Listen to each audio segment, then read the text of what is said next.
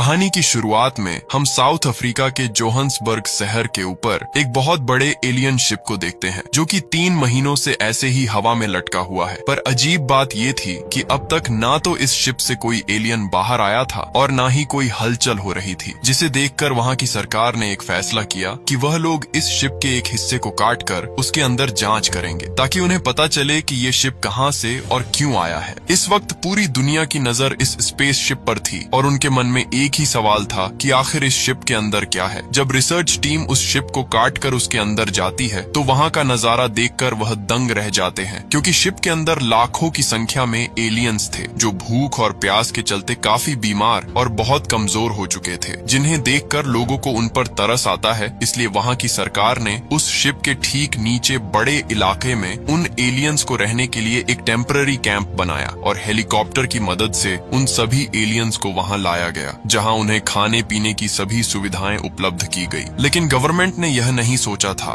कि आगे उन एलियंस का क्या किया जाएगा, इसलिए वे एलियंस इस इलाके में ही बस गए और धीरे धीरे अपनी आबादी को और बढ़ाने लगे, जिससे आगे चलकर वह इलाका एलियंस की एक बड़ी बस्ती में तब्दील हो गया और उसे डिस्ट्रिक्ट 9 के नाम से जाना जाने लगा। कई वैज्ञानिकों का मानना था कि अब ये एलियंस कभी भी अपने घर वापस नहीं जा पाएंगे, क्योंकि उनके शिप की कोई चिप खराब हो गई है और उसे ठीक करना इंसान के बस की नहीं है। लेकिन वहीं कुछ रिसर्च एनालिसिस का मानना था कि धरती पर कब्जा करने की यह एलियंस की कोई चाल भी हो सकती है, क्योंकि शुरुआत में उन्होंने एलियन स्पेस शिप के एक बड़े हिस्से को नीचे गिरते हुए देखा था, जो शायद शिप का कमांड सेंटर था जहां से शिप को कंट्रोल किया जा सकता है। लेकिन नीचे आने के बाद वह कमांड सेंटर कहाँ गायब हो गया किसी को पता नहीं चला और आज तक वहां की सरकार उसे ढूंढ नहीं पाई। साथ ही सरकार को एलियंस के पास से कई हथियार भी मिलते हैं जिसे वह अपने प्लेनेट से लेकर आए थे। ऐसे ही धरती पर उन एलियंस को 20 साल बीत जाते हैं और अब धीरे धीरे इन एलियंस का आतंक धरती पर बढ़ना शुरू हो जाता है और वो लोगों को परेशान करने लगते हैं। खाने की तलाश में वे शहरों में भी घुस जाते थे और इंसानों का फैलाया कचरा,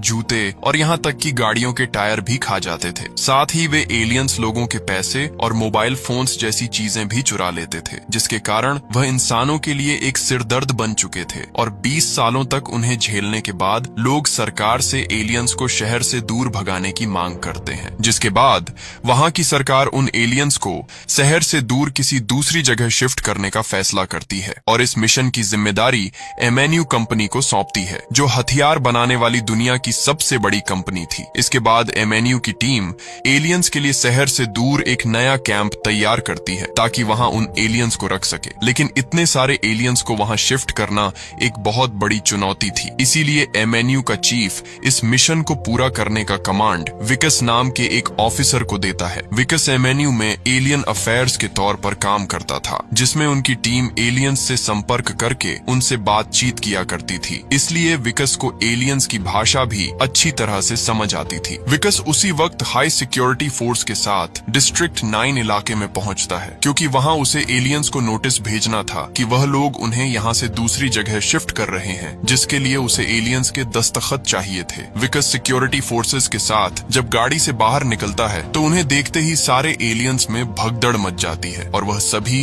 अपनी अपनी झोपड़ियों में जाकर छुप जाते हैं। इसी दौरान एक एलियन सिक्योरिटी फोर्स की गाड़ी के टायर को खाने लगता है और जब एक सोल्जर उसे रोकने की कोशिश करता है तो वह एलियन उसे जोर से लात मारता है, जिससे उस सोल्जर का हाथ धड़ से अलग हो जाता है। विकस फिर भी शांत रहता है, क्योंकि उसे इन एलियंस के आक्रामक स्वभाव के बारे में अच्छी तरह से पता होता है। जिसके बाद विकस एलियन के पास दस्तखत लेने जाता है, लेकिन वह एलियंस यहाँ से नहीं जाना चाहते, इसलिए वह विकस पर गुस्सा हो जाते हैं। मगर फिर भी विकस उन्हें कैट फूड का लालच देकर कुछ एलियंस से दस्तखत करवा लेता है, क्योंकि उन एलियंस को कैट फूड काफी पसंद होता है। वही डिस्ट्रिक्ट 9 में गवर्नमेंट ज्यादा दखल नहीं देती है, इसलिए वहाँ गुंडागर्दी और गैर कानूनी काम ज्यादा होते हैं। जहाँ ओबे सांजो नाम का एक खतरनाक नाइजीरियन अपराधी वहाँ अपनी गैंग के साथ मिलकर पैसे और कुछ कीमती चीजों के बदले एलियंस को मीट और बाकी खाने की चीजें बेचा करता था। इसी वजह से ये एलियंस लोगों से पैसे और उनके कीमती चीजों को छीन लेते थे ताकि उनसे वह खाना खरीद सके। इन एलियंस को कैट फूड इतना पसंद था कि उसके बदले वे ओबे सांजो को अपने हथियार भी दे देते थे, लेकिन ये हथियार इतने एडवांस तरीके से बनाए गए थे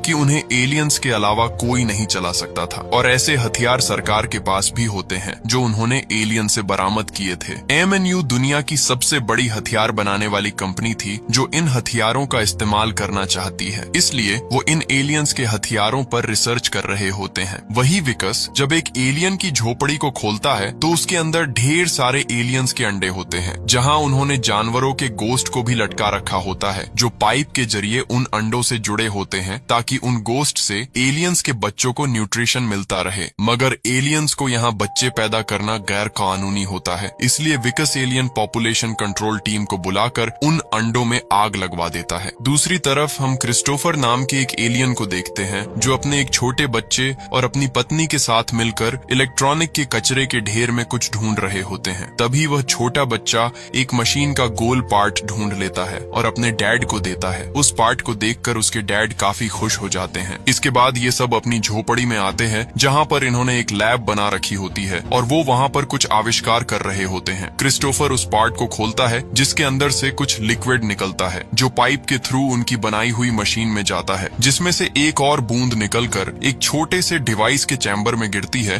और उसमें लाइट जल जाती है। क्रिस्टोफर अपनी पत्नी से कहता है कि मुझे 20 साल लग गए इसे बनाने में। वे लोग उस ब्लैक लिक्विड की मदद से अपने किसी बड़े मकसद को अंजाम देने की फिराक में थे, मगर तभी विकस अपनी टीम के साथ वहां पहुंच जाता है, जिससे क्रिस्टोफर बहुत ज्यादा घबरा जाता है। वह ब्लैक फ्लूइड से भरे उस डिवाइस को उसी झोपड़ी में छुपा देता है और अपनी पत्नी को दरवाजा खोलने के लिए भेजता है। जब क्रिस्टोफर की पत्नी दरवाजा खोलती है तो विकस उसे बाहर आने के लिए कहता है, मगर क्रिस्टोफर की पत्नी विकस और उसकी टीम को वहां से जाने के लिए कहती है, जिससे विकस को उस पर शक होने लगता है। MNU की टीम बंदूक के बल पर क्रिस्टोफर की पत्नी को घर से बाहर निकालती है, जिसके बाद विकस उस झोपड़ी की तलाशी लेने लगता है। इसी दौरान उसे वह लैब दिखाई देती है जिसे देखकर विकस हैरान रह जाता है और उस लैब की अच्छे से छानबीन करने लगता है। तभी एक बक्से में उसे वह ब्लैक फ्लूइड से भरा वह डिवाइस भी मिल जाता है और जब वह उसे चेक कर रहा होता है तभी उस डिवाइस का बटन गलती से दब जाता है, जिससे वह लिक्विड सीधा स्प्रे होकर विकस के चेहरे पर गिरता है, जिसके बाद उसे तेज खांसी होने लगती है। विकस तुरंत अपने चेहरे को साफ करता है, तब उसे थोड़ी राहत मिलती है। वह उस डिवाइस को जब्त करके MNU की लैब में भिजवा देता है। साथ ही उसे उस झोपड़ी में ढेर सारे हथियार भी मिलते हैं। विकस बाहर जाकर क्रिस्टोफर की पत्नी से इतने सारे हथियार रखने की वजह पूछता है, लेकिन तभी क्रिस्टोफर की पत्नी विकस की टीम पर हमला कर देती है और जब विकस उसे रोकने की कोशिश करता है तो वह विकस के हाथ पर जोरदार वार करके उसे दूर फेंक देती है। तभी हेलीकॉप्टर से नजर रख रही सिक्योरिटी टीम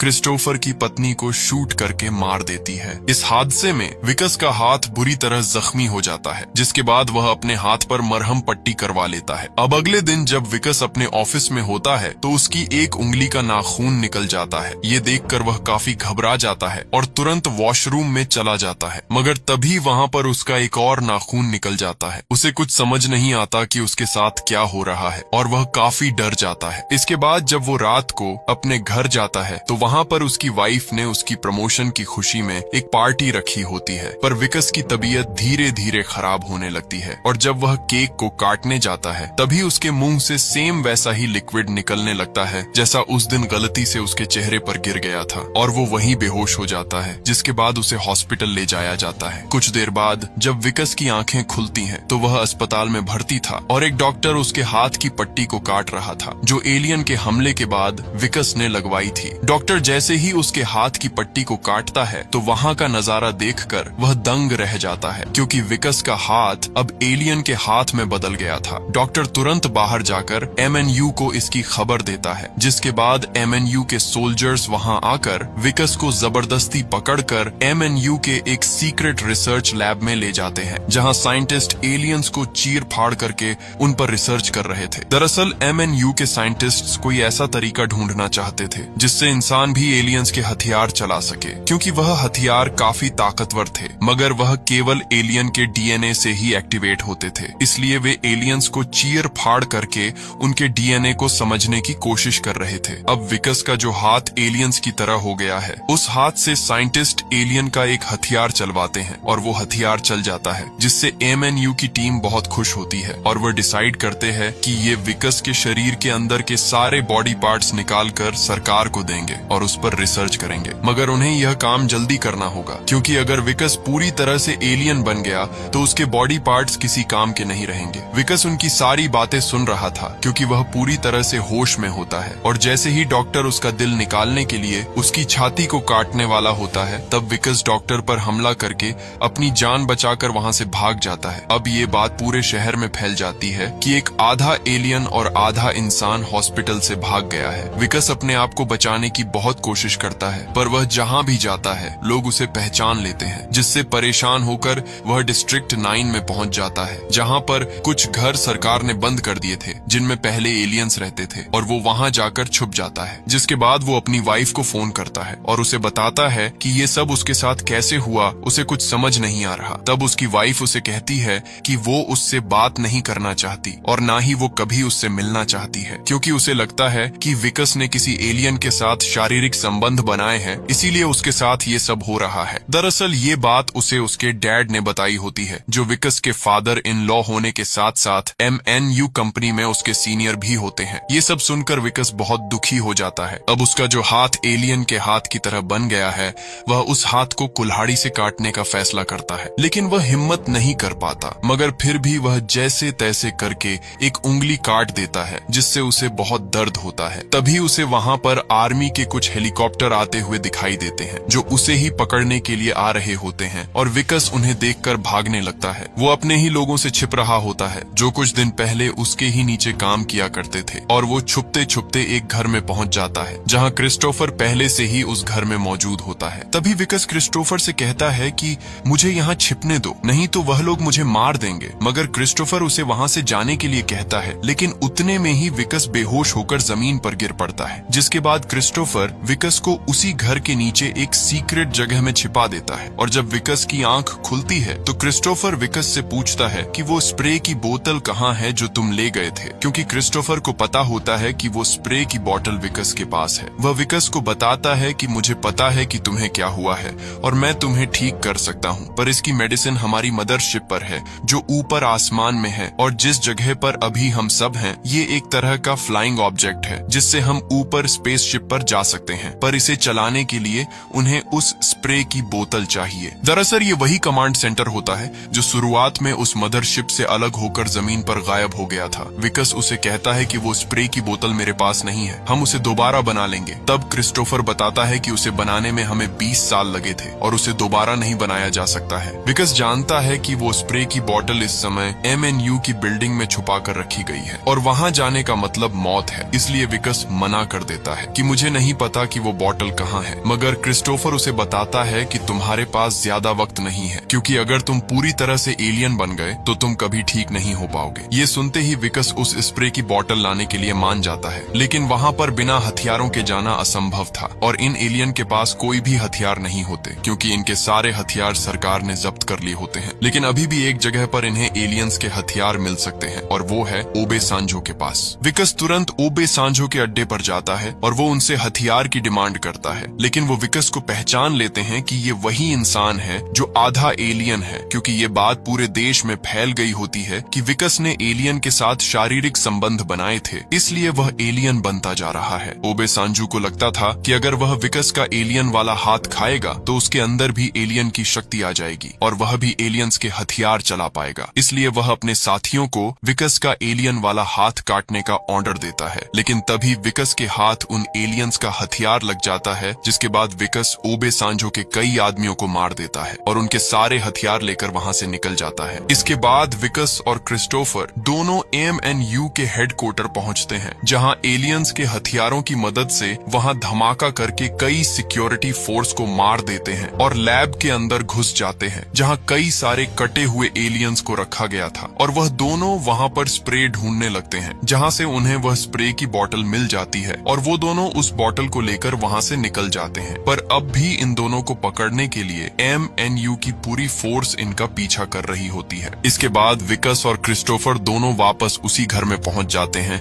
जहां जमीन के नीचे उनका फ्लाइंग ऑब्जेक्ट होता है। और जिसके बाद विकस क्रिस्टोफर से पूछता है कि जब हम मदरशिप पर पहुंच जाएंगे तो मेरा हाथ ठीक होने में कितना वक्त लगेगा। तब क्रिस्टोफर उसे बताता है कि 3 साल। ये सुनते ही विकस परेशान हो जाता है और क्रिस्टोफर से पूछता है कि इतना समय क्यों लगेगा। तब वह उसे बताता है कि पहले मुझे अपने लोगों को बचाना होगा, क्योंकि मैं अपने लोगों को साइंस का एक्सपेरिमेंट नहीं बनने दूंगा। दरअसल जिस लैब से ये लोग वह फ्लूइड की बोतल लेकर आए होते हैं, वहाँ पर क्रिस्टोफर ने अपने साथियों की कटी हुई बॉडी को देखा होता है, जिस पर MNU के लोग रिसर्च कर रहे होते हैं। इसलिए क्रिस्टोफर विकस से कहता है कि हमें जल्दी अपने घर वापस जाना होगा, नहीं तो ये लोग हमारे सभी साथियों को मार देंगे। तब विकस कहता है कि तो मेरा क्या होगा, जिस पर क्रिस्टोफर बताता है कि मैं वादा करता हूँ कि 3 साल बाद मैं वापस आऊंगा और तुम्हें ठीक कर दूंगा। ये सुनते ही विकस गुस्सा हो जाता है और बंदूक से क्रिस्टोफर के सर पर वार करके उसे बेहोश कर देता है। इसके बाद विकस उस लिक्विड की बोतल को लेकर बेसमेंट में जाता है, जहाँ पर फ्लाइंग ऑब्जेक्ट होता है। वहाँ क्रिस्टोफर का बेटा भी मौजूद था और उसे भी इस पूरे प्रोजेक्ट की पूरी नॉलेज होती है। इधर MNU की टीम भी वहाँ पर पहुँच जाती है। वही क्रिस्टोफर भी अब तक होश में आ चुका होता है। MNU की टीम क्रिस्टोफर को धमकाते हुए विकस के बारे में पूछती है। इस पर क्रिस्टोफर उसे नीचे कमांड मॉड्यूल की ओर इशारा करता है, जिसके बाद MNU का कर्नल उस मॉड्यूल को खोलने की कोशिश करता है, लेकिन उससे वह नहीं खुलता। जिसके बाद कर्नल ने क्रिस्टोफर को धमकाते हुए उस मॉड्यूल को खोलने को कहा, लेकिन क्रिस्टोफर उसे नहीं खोलता, क्योंकि उसने अगर उस मॉड्यूल को खोला तो MNU की टीम उसके बेटे को भी पकड़ लेगी। वहीं नीचे विकस उस लिक्विड की बोतल को क्रिस्टोफर के बेटे को देता है, जिसे क्रिस्टोफर का बेटा उस फ्लाइंग ऑब्जेक्ट में फिट करता है। जिसके बाद एक चेयर पीछे आती है और विकस उस चेयर पर बैठकर उस फ्लाइंग ऑब्जेक्ट को स्टार्ट कर देता है। इसके बाद वहाँ पूरी जमीन हिलने लगती है और कुछ ही पलों में उनका फ्लाइंग ऑब्जेक्ट जमीन को फाड़कर हवा में उड़ने लगता है। विकस उस फ्लाइंग ऑब्जेक्ट को मदरशिप की ओर ले जाने की कोशिश करता है, लेकिन तभी MNU की टीम मिसाइल से उस पर हमला कर देती है और एक मिसाइल फ्लाइंग ऑब्जेक्ट को लग जाती है, जिससे फ्लाइंग ऑब्जेक्ट बेकाबू होकर सीधा जमीन पर आ गिरता है, जिससे विकस पूरी तरह घायल हो जाता है और आखिरकार MNU की टीम उसे पकड़ लेती है। वह विकस और क्रिस्टोफर को गिरफ्तार करके वापस MNU की लैब में ले जाने लगते हैं, पर क्रिस्टोफर का बेटा फ्लाइंग ऑब्जेक्ट में ही छिप गया था, जिस वजह से वह बच जाता है। वहीं विकस को अब सब कुछ खत्म सा लगने लगा था, पर तभी ओबे सांजो के आदमी MNU की टीम पर हमला कर देते हैं, क्योंकि उनको ओबे सांजो ने विकस को पकड़कर लाने के लिए भेजा था, ताकि वह विकस का मांस खा सके। उसके साथ ही विकस को MNU की टीम से छुड़ाकर ओबे सांजो के अड्डे पर ले आते हैं। अब यह लोग विकस का हाथ काटने ही वाले होते हैं कि तभी उनके ऊपर हमला हो जाता है और सभी के सभी वही ढेर हो जाते हैं। ये हमला उनके पीछे खड़े एलियन रोबोट ने किया था, जिसे ओबे सांजो ने कैट फूड के बदले